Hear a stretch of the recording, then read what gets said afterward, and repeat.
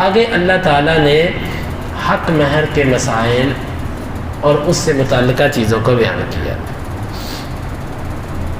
سب سے پہلے مسئلہ یہ بیان کیا کہ اگر کسی عورت سے تمہارا نکاح ہوا، صرف نکاح ہوا، ابھی رخصتی نہیں ہوئی، اس کو تم نے چھوا نہیں، اور تمہارا یہ ذہن بن گیا کہ میں نے اس کو طلاق دینی ہے، تو شریعت کہتی ہے یہ طلاق دینا جائز ہے، تم ایسا کر سکتے ہو۔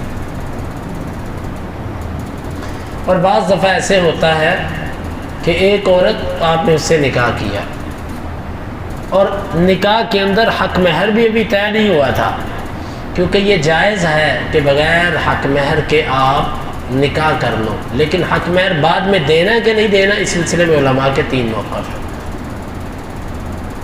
ایک موقف تو یہ ہے کہ حق مہر آپ نے متعین کر دیا، بعد میں کیا، ٹھیک ہے۔ دوسرا موقف یہ ہے کہ آپ نے حق مہر مقرر نہیں کیا، تو وہ کہتے ہیں کہ مہر مثل ہوگا۔ مہر مثل کا مطلب ہم نے آپ کو بتایا تھا کہ خاندان کی عورتوں کا عام طور پر کتنا حق مہر لیا جاتا ہے، اسی کا اتنا لیا جائے گا۔ اور تیسری صورت یہ ہے کہ آپ اس کو حق مہر دیتے ہی نہیں، کہتے ہو نہیں بغیر حق مہر کے نکاح۔ اس سلسلے میں علماء کے پھر 2 موقف ہیں۔ ایک موقف یہ ہے کہ نکاح جائز ہے، دوسرا موقف یہ ہے کہ نکاح نہیں جائز۔ یہ موقف شیخ الاسلام ابن تیمیہ رحمہ اللہ کا ہے کہ نکاح جائز ہی نہیں حق مہر کے بغیر۔ وہ کہتے ہیں حق مہر کے بغیر نکاح جو ہوتا ہے یہ ہبے کی طرح ہوتا ہے، اور ہبہ کہ اپنا بدن کسی کو پیش کر دینا، اس کو ہبہ کہتے ہیں۔ تو یہ اللہ کے نبی صلی اللہ علیہ وسلم کے سوا کسی اور کے لیے جائز نہیں۔ قرآن نے کہا ہے کہ اگر کوئی عورت آپ کو اپنا بدن ہبہ کرے، نبی اگر چاہے تو اسے لے سکتا ہے۔ ہبہ یہ ہوتا ہے کہ پھر اس میں نہ نکاح ہے اور نہ اس میں حق مہر ہے، لیکن یہ صرف اور صرف ایجاب و قبول ہوتا ہے، یہ صرف اور صرف نبی کے لیے، امتی کے لیے یہ نہیں ہے کہ کوئی عورت اس کو کہے کہ میں اپنا آپ تجھے پیش کرتی ہوں، یہ حرام ہے۔ نکاح ہوگا پراپر طریقے سے ہوگا، اس میں حق مہر ہوگا۔ شیخ الاسلام ابن تیمیہ کہتے ہیں حق مہر کے بغیر نکاح ہو ہی نہیں سکتا۔ ہاں حق مہر چاہے جو مرضی رکھ لیں، چاہے آپ 1 روپیہ کیا 50 پیسے حق مہر رکھ لو، حق مہر کے ساتھ نکاح ہوگا۔ وَمَتِّعُوهُنَّ عَلَى الْمُوسِعِ قَدَرُهُ وَعَلَى الْمُقْتِرِ قَدَرُهُ۔ تم اگر انہیں طلاق دیتے ہو تو تم انہیں کچھ نہ کچھ فائدہ دو۔ یہ کس صورت میں ہے؟ جس صورت میں تم نے ان کے لیے حق مہر مقرر نہیں کیا۔ حق مہر مقرر نہیں کیا اور تم نے انہیں طلاق دے دی، اس صورت میں تم پر لازم ہے کہ اس کی دلجوئی کے لیے کچھ نہ کچھ اسے تحفہ، گفٹ، یہ ایسی چیز دو اسے۔ عبداللہ بن عباس رضی اللہ عنہ کہتے ہیں کہ خوشحال آدمی کے لیے یہ ہے کہ اسے غلام، خادم تحفہ کرے، اور تنگ دست آدمی کم از کم اسے کپڑے، جوتا، اس طرح کی چیز، کیونکہ یہ چیز اس معاشرے کے اندر ایک بڑی اہم ہوتی تھی، نادر الوجود ہوتا تھا لباس، تو اسے لباس گفٹ کرے۔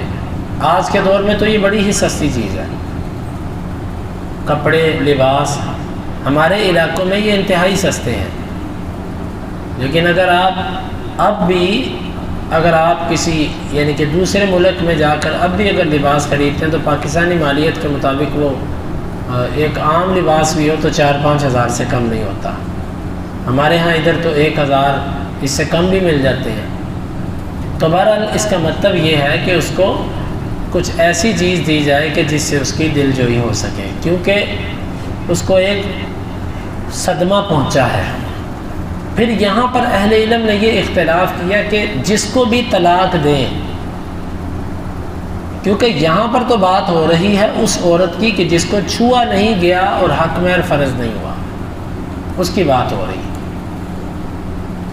لیکن اگر کسی عورت کے لیے حق مہر فرض ہو چکا ہے اور اسے چھوا نہیں گیا، پھر اسے طلاق دے دی جائے، تو وہ صورت اگلی آیت مبارکہ کے اندر بیان ہو رہی ہے کہ اگر تم نے حق مہر اس کے لیے مقرر کر دیا اور پھر اسے طلاق دے دی اور چھوا نہیں، تو اس صورت کے اندر آدھا حق مہر تمہیں اس کو دینا پڑے گا۔ اگر حق مہر مقرر نہیں ہوا تھا، نکاح ہوا تھا، پھر تم نے اس کو چھوڑ دیا، تو پھر تمہیں اس کو کچھ فائدہ دینا ہے۔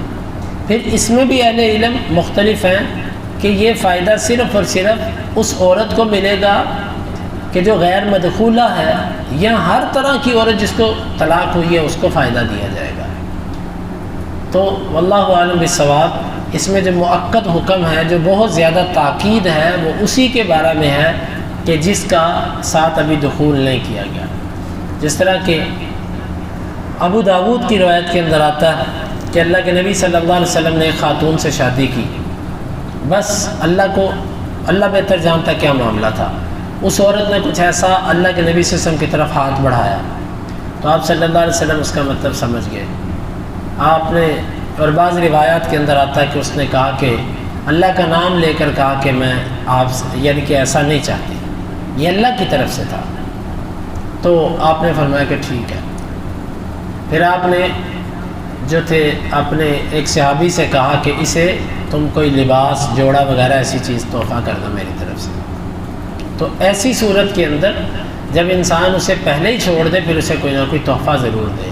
البتہ اگر پہلے انسان کے ساتھ اس سے زندگی گزاری ہے، اس کے بعد طلاق دی ہے، دخول ہو چکا ہے، اس کے بعد طلاق دی ہے، تو اس صورت کے اندر بھی بہتر یہ ہے کہ اس کو خوش کرنے کے لیے، اس کو جو طلاق کا زخم لگا ہے اس کو بھرنے کے لیے انسان اس کو کچھ نہ کچھ گفٹ دے دے، تو یہ بہتر ہے۔ البتہ یہ واجب کے درجے پر نہیں ہے، مستحب ہے، لیکن مؤکد اور بہت زیادہ تاکید والا حکم اس کے بارے میں ہے کہ جس کے ساتھ ابھی دخول نہیں ہوا۔ پھر یہاں پر قرآن مجید کے اندر لفظ ہیں ما لم تمسوہن، تم نے انہیں مس نہیں کیا۔ مس سے کیا مراد ہے؟ اس میں دو اقوال ہیں۔ ایک قول یہ ہے کہ اگر خلوت ہو گئی، تم نے عورت کے ساتھ تنہائی اختیار کر لی اور کیا کچھ بھی نہیں، تو وہ اس کو مس کہتے تھے، اس کو وہ خلوت ہی شمار کرتے تھے، یعنی وہ کہتے تھے کہ یہ مساس ہو چکا ہے۔ یہ بات صحابہ کرام کا ان کا موقف ہے، لیکن اس کے برعکس دوسرا موقف جو ہے وہ زیادہ قوی ہے، واللہ عالم بالصواب، وہ یہ ہے کہ چھونے سے مراد یہاں پر جماع ہے، خاص تعلق مراد ہے کہ جس سے اس کا کبارہ پن باقی نہ رہے، وہ مراد ہے، اور یہی سمجھ آتی ہے۔ ایسا اگر تعلق نہیں قائم ہوا، خلوت ہو بھی جائے تو اس سے کوئی فرق نہیں پڑتا، کبارہ پن ختم نہیں ہوتا اس سے۔ حقاً علی المحسنین، یہ احسان کرنے والے نیکوکار قسم کے جو لوگ ہوتے ہیں ان کے اوپر یہ حق ہے، یعنی اللہ تعالیٰ کی طرف سے ان کے اوپر ہے کہ وہ اس کی پابندی کریں۔ محسن، محسن کا لفظ جو ہے یہ کئی معنی کے لیے استعمال ہوتا ہے۔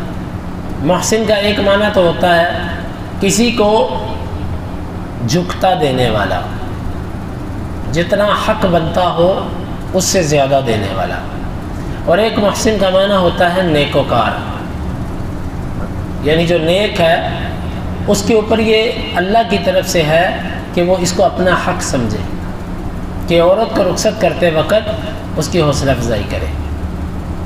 تیسرا معنی محسن کا وہ یہ ہے کہ جو حدیث کے اندر بیان ہوا، ان تعبد اللہ کأنک تراہ فإن لم تکن تراہ فإنہ یراک، تو اللہ کی عبادت اس طریقے سے کر جیسے تو اللہ تعالیٰ کو دیکھ رہا ہے۔ اگر ایسا نہیں کہ تو اسے دیکھتا ہے، پھر تو یہ سوچ کہ وہ تجھے دیکھ رہا ہے، یہ تصور تو اپنے دل میں اللہ تعالیٰ کے بارے میں پیدا کر۔ یہ تین معنی ہیں محسن کے۔ تو یہاں پر ظاہراً جو بات سمجھ آتی ہے کہ یہاں سے مراد نیکوکار آدمی، اللہ سے ڈرنے والا آدمی، اس کے اوپر حق ہے کہ وہ ایسا ضرور کرے۔ اب ذرا ایک لمحے کے لیے اس آیت میں ہمارے لیے ایک سبق ہے۔ قرآن نے ہمیں یہ حکم دیا ہے کہ جب تم انہیں طلاق دے دو، وہ جانے لگیں تو انہیں کچھ نہ کچھ فائدہ دے کر بھیجو، تاکہ ان کی جو دل کے اوپر ایک ان کو تکلیف پہنچی ہے یہ ختم ہو سکے۔ یہاں تک ہمیں حکم ہے، لیکن ہمارے معاشرے میں کیا ہوتا ہے؟ ہمارے معاشرے میں یہ ہوتا ہے کہ جاتے وقت عورت کو تانے دیے جاتے ہیں، پورے خاندان کو تانے ملتے ہیں، گالم گلوچ اور لڑائی جھگڑا ہوتا ہے، جبکہ قرآن ہمیں کیا کہتا ہے؟ ہم یہ سمجھتے ہیں کہ ان کے ساتھ ایک نکاح کا رشتہ کیا ٹوٹا، وہ اسلام سے ہی نکل گئے، مذہب ہی بدل گیا، وہ بھی کافر اور ہم بھی ان کے مذہب پر نہیں ہیں، یوں ہم ایک دوسرے کو سمجھتے ہیں۔ حالانکہ اگر نکاح کا رشتہ ٹوٹا ہے تو لا الہ الا اللہ کا رشتہ تو باقی ہے، جس صورت کے اندر ہمیں ایک جسم کی مانند قرار دیا گیا وہ تو باقی ہے۔ لیکن کیا ہوا کہ طلاق ہوئی تو سارے جو کوئی اس کے تھوڑے بہت عیب تھے جو چھپے تھے اس کو بھی ظاہر کر دیا۔ عام مسلمان کے بارے میں بھی حکم ہے کہ تم مسلمانوں کے عیبوں کو چھپاؤ، جبکہ کیفیت یہ ہے کہ ایک وہ ساتھی کہ جس نے زندگی کا ایک حصہ آپ کے ساتھ گزارا، بڑا اچھا وقت آپ کے ساتھ گزرا، اور اب آپ کی اس کے ناراضگی ہوئی اور آپ اس کے وہ چھپے ہوئے راز بھی لوگوں کے اندر بیان کر رہے ہیں۔ یہ بڑی یہ کمزور بات ہے، اور ہمارے لیے اس میں گہرا تربیت کا پہلو ہے۔ اللہ تعالیٰ سے دعا ہے وہ ہمیں اس آیت مبارکہ کو سمجھنے کی اور عمل کی توفیق عطا فرمائے۔